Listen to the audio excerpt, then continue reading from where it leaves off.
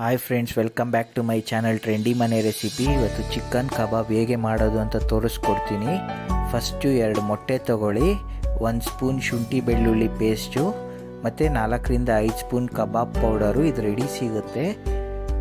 ಅದಾದಮೇಲೆ 4ರಿಂದ 5 spoon cornflour ಮತ್ತು 2 spoon chilli powder, 1.5 spoon ಧನಿಯಾ powder, 4 green chilli cut ಮಾಡ್ಕೊಳ್ಳಿ, ಇದು ಸ್ಪೈಸಿಗೆ ಚೆನ್ನಾಗಿರುತ್ತೆ.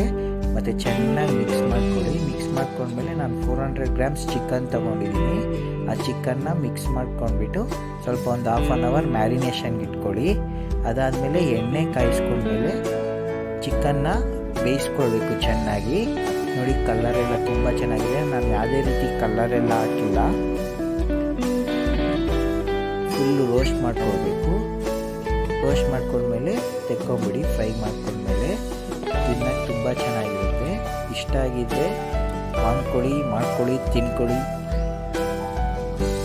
ಫ್ರೆಂಡ್ಸ್, ಕಬಾಬ್ ಇಷ್ಟ ಆಗಿದ್ದರೆ ಲೈಕ್, ಶೇರ್, ಸಬ್ಸ್ಕ್ರೈಬ್ ಮಾಡಿ ಫ್ರೆಂಡ್ಸ್. Thank you. ಇದೇ ಥರ ನಿಮಗೆ ಬೇರೆ ಥರ ವೀಡಿಯೋಸ್ ಬೇಕಂದರೆ ನನಗೆ ತಿಳಿಸ್ಕೊಡಿ, ಮಾಡಿ ತೋರಿಸ್ಕೊಡ್ತೀನಿ.